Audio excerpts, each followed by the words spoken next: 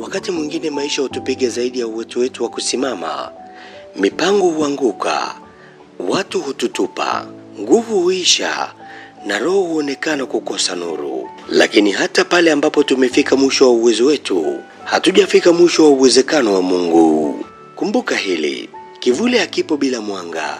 Hata kama sasa unaona giza pekee, mwanga bado upo. Labda umejificha nyuma ya machozi yako, lakini hujazimika. Maumivu yako hayamaanishi kuwa wewe ni dhaifu, bali yanaonyesha kuwa bado unapigana, bado unapumua, bado una nafasi ya kuanza upya. Usiogope hatua ndogo. Hatua ndogo zinaweza kuwa mwanzo wa mabadiliko makubwa.